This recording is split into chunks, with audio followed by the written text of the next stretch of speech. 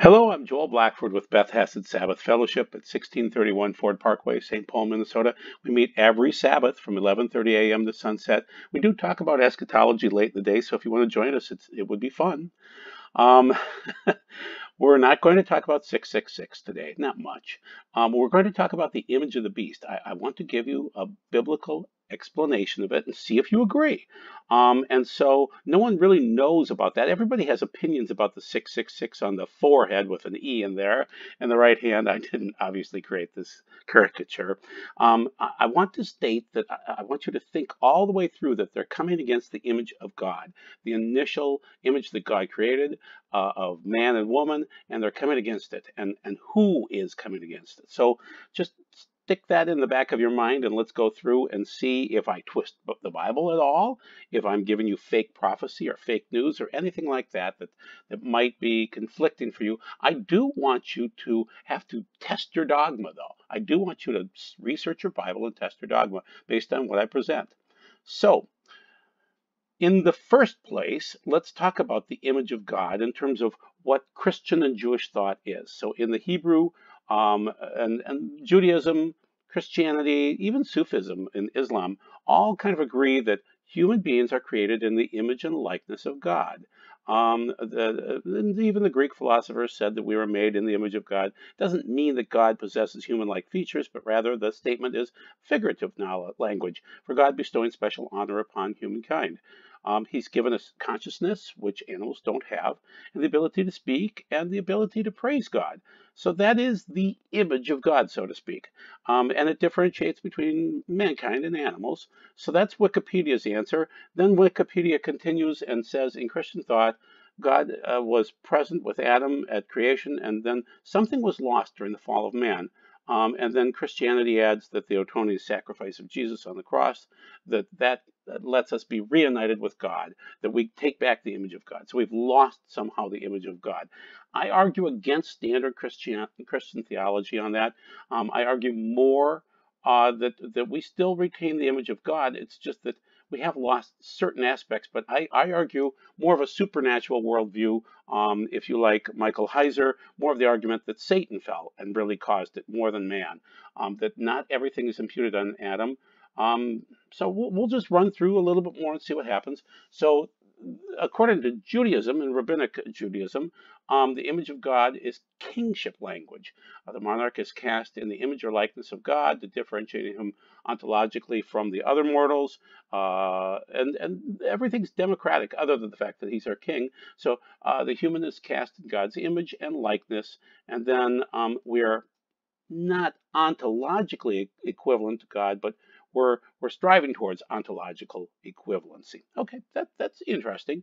Adam and Eve. Okay, so this is the most important part that differentiates rabbinic Judaism from Christianity. Adam and Eve were disobeying God's mandate is neither expressly rendered as a sin in Genesis nor anywhere else in the Torah, really nowhere else.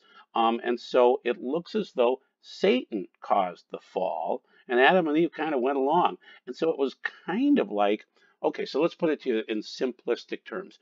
In Revelation 13:8, we see that Yeshua was slaughtered before the foundation of the world. So we know for sure that this had to happen. Adam and Eve had to fall. It was just a matter of time. And so God allowed choice, and they fell, but Satan fell first, and so they kind of went along with him. But not all the sin is ascribed onto them. It's actually ascribed onto Azazel, and we'll see him pop up during this presentation. So some people would argue that sin is transmitted through the act of procreation. No, not really. No, Satan tempts us, and sometimes we give in. So original sin is a concept that people feel comfortable with, but it's not necessarily right. Satan fell before man fell, and Yeshua offered his life knowing that man would fall. Okay, now I want to give you a couple of extra biblical verses just so you can compare and contrast off the Bible, because you'll see that in just a second. And they did not know the secret purposes of God, nor hope for the wages of holiness, nor discern the prize for blameless souls. For God created man for incorruption, and made him in the image of his own eternity, but through the devil's envy, death entered the world. And those who belong to his party experience it. So that's the wisdom of Solomon. It's pretty close to rabbinic Judaism. It's anti-Christian in some ways, but it's a free will thought. But people who have been formed by your hands and are called by your own image because they are made like you, and for whose sake you have formed all things, have also made them like the farmer's seed. Have you also made them like the farmer's seed? So that's Second Esdras 8. Interesting, different interpretation. And so the argument all the way through this video is going to be transhumanism comes against the image of God. Abortion comes against the image of God. Politicians come against the image of God. And the death penalty, you can argue, comes against the image of God, but the murderer is getting his justice. And so to allow someone to kill someone else premeditated and be convicted and not serve the death penalty is actually a bigger crime than, well, abortion's the worst. But it's horrible to defend that because that is justice, and you're stopping justice from happening. The other thing that we're going to come against and come against the image of God is this transhumanism, which is also splicing CRISPR, you know, the Wuhan virus, where I believe that it's literally genetically modified from a bat, say, and a HIV virus, and they made a weapon. You know, that's what's going on. That's why it's so dangerous right now. So once again, you are God's gift. Every human being is wonderful and special. Every single one, whether a little baby has Down syndrome or whether it's an old person with a stroke or something like that, everybody is a gift to the world, and everyone should have that right to live their lives in freedom. So abortion comes against the image of God. They're killing babies that are made in the image of God. The death penalty. Murderers are coming against the image of God and killing people, so then they deserve to die. CRISPR. They're making chimeras and other weird things, and they are coming against the image of God for dollars. Human robotics tech, so it's transhumanists and other things like that. They're coming against the image of God for dollars again. Slavery, you're owning, buying, and selling the image of God. You can't own God, so you shouldn't do it. Communism, forced human conformation to the system, and totalitarianism for that matter too.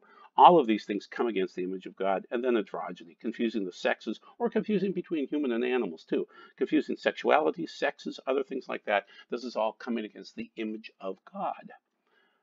What's happening in the world today? This is a teacher, and he is in Virginia, the state of Virginia, and his name is Peter Vlaming, and he couldn't, in good conscience, comply, citing his religious beliefs, that he couldn't use the student's preferred male name, and he attempted to use the pronouns at all, and he just didn't.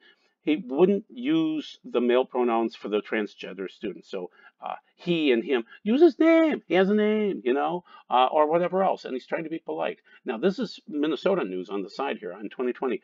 I was told by a friend that the Anoka School District in Minnesota fired and sued a kindergarten teacher for calling a boy in kindergarten and a girl, fired and sued for that. Think about that. Fired and sued.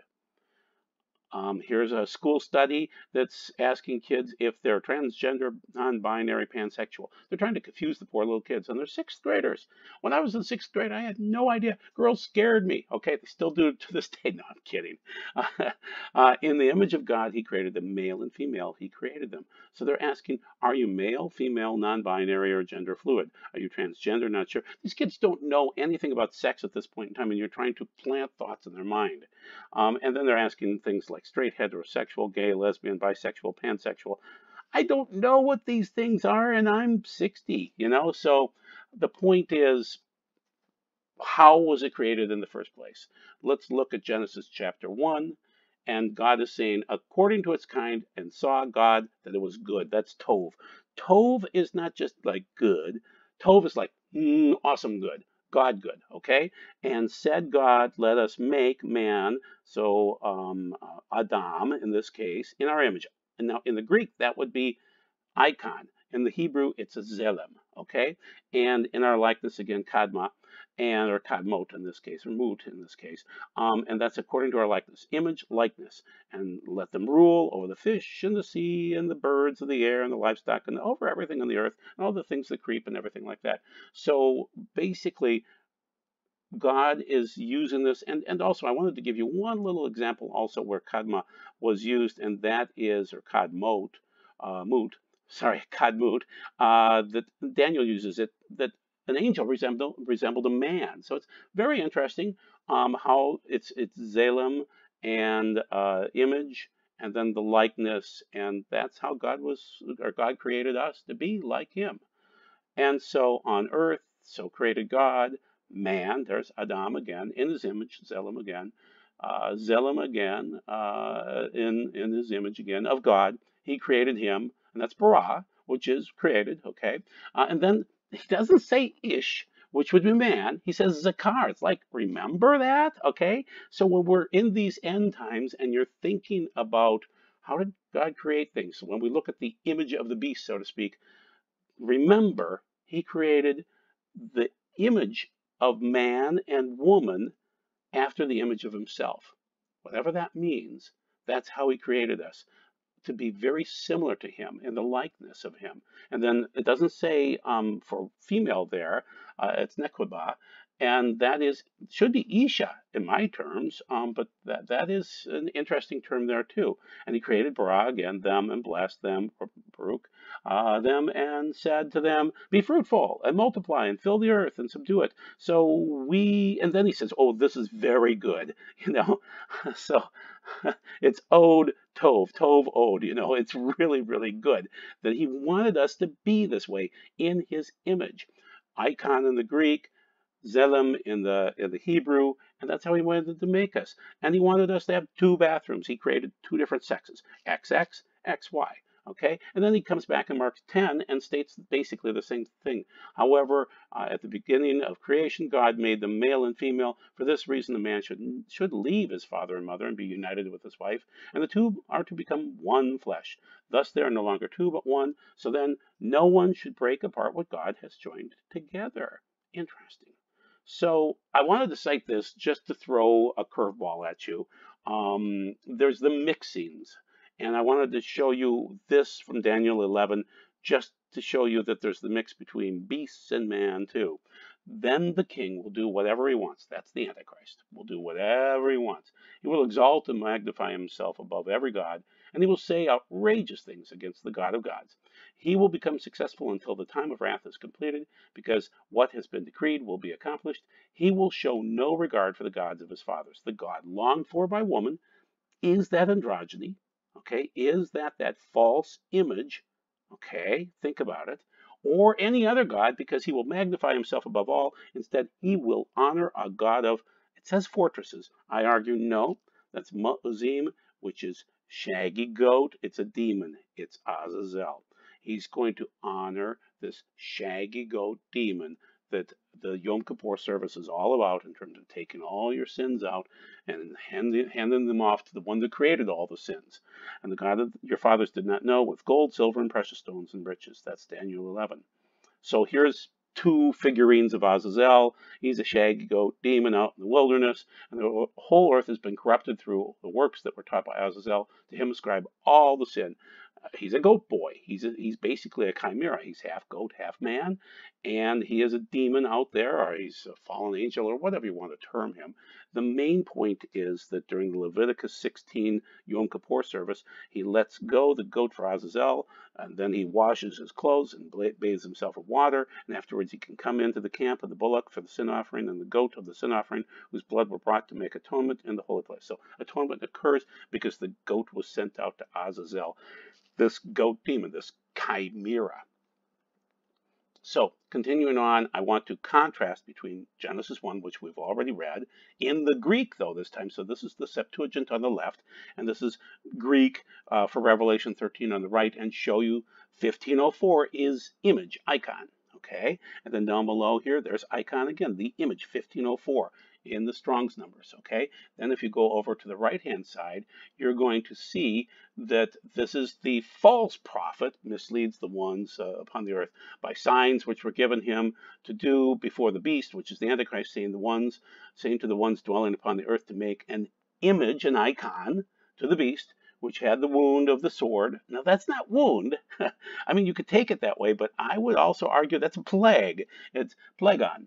okay, so of the sword, and lived, and it's a plague, which normally in the Greek I would take it either way. It could be wound or plague, and was given to him breath to give to the image of the beast, that also should speak the image of the beast, and should cause as many as would not do obeisance to the beast, to the image of the beast. Whoop, there it is again. It's image there 4 times, that they should be killed. And it causes all the. So, bottom line is, I wanted to show you that the image health, and it's very good in Genesis 1, turns into this very evil at the end image of the beast, the icon.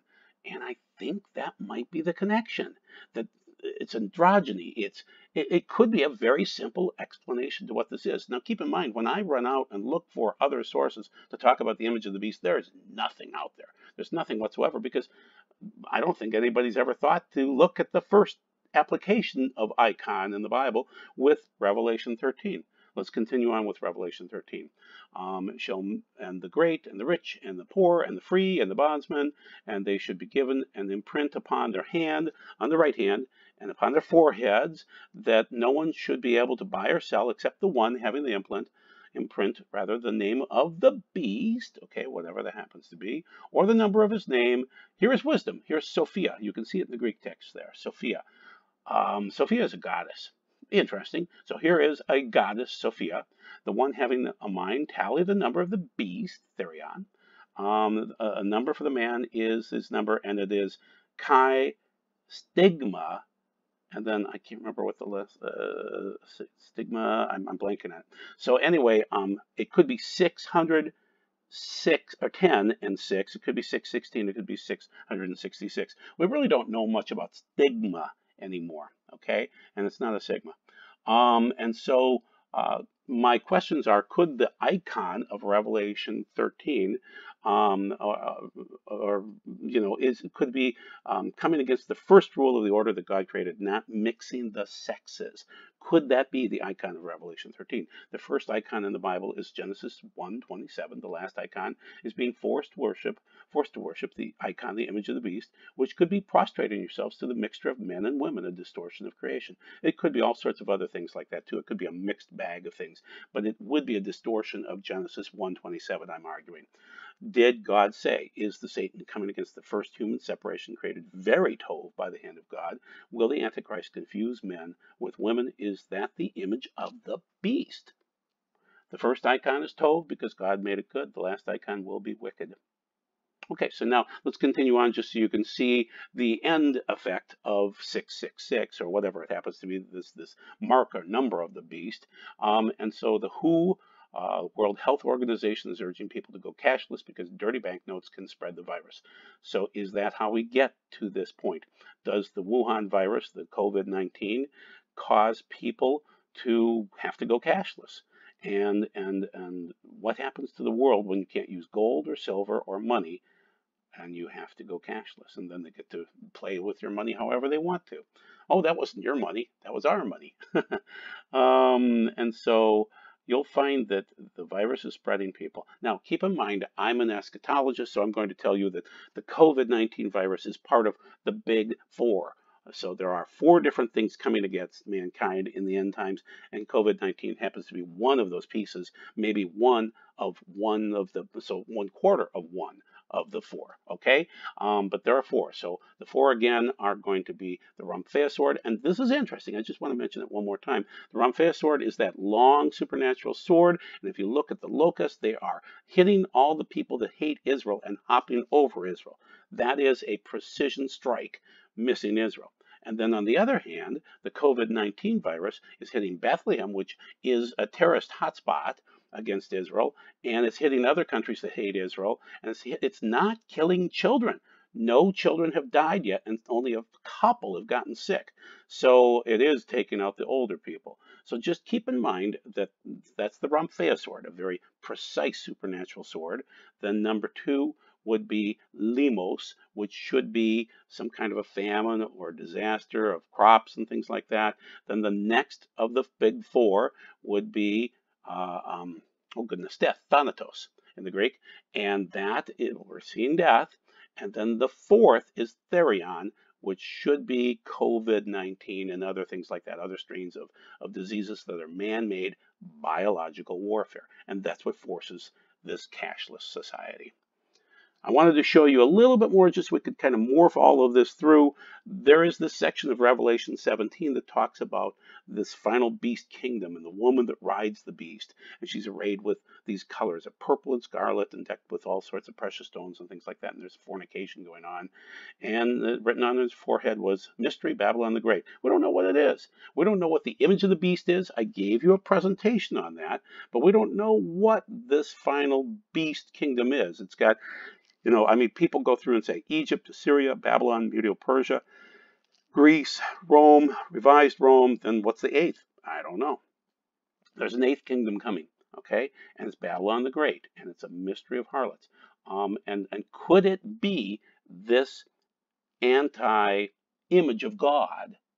Could that be that if we stand for the image of God, which is life and the pursuit of happiness and other things like that, that is what the beast is going to come against, this final harlot, come against that?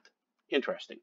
And you can see what Madonna does. She's selling perversion. Katy Perry rides the beast. The woman over in Europe, in the EU office in Brussels, the woman riding the beast. Everywhere, everybody regales the woman riding the beast. So is that the system of the anti-image of God that was Genesis 1:27? Is that what we're coming up against?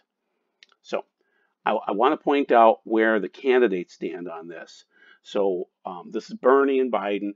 They're silencing conservatives in their speeches. That's what they're saying. If you won't go along with us, and so the Equality Act, a bill that hunts down and punishes anyone who thinks differently from the left on gender or sexuality. Okay, a country without women's sports, without boys and girls restrooms, gender-specific pronouns, parental rights, medical ethics, workplace dress codes, a free market, Christian wedding vendors, or conscience protections. Literally drive our faith underground. Is that what we're coming against? Is that the anti-image? So we have the true image, which is God created male and female and separated them. And then if they blur it, is that what we're coming against? And both of these candidates are coming against us as believers. I want to continue on down this vein, which is Prophet Sadhu Sundar Severage. Not everybody agrees with me that he's a wonderful guy. I like him because he tests my Bible knowledge and he makes me study harder. And I hope I make you study harder. So the spirits of Jezebel and Ashtaroth combine together. And what he's saying is that they're going to come together in the end times. And so Jezebel was married to Ahab, and she served, I won't say his name, but you can read it there in the second line, the chief Canaanite god, and she promoted the practice of idolatry. And so there are sorcerers.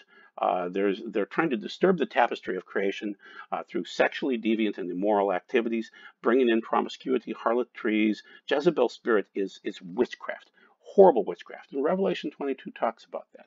So these people were horrific. Jezebel, again, she had that fascination with idol worship.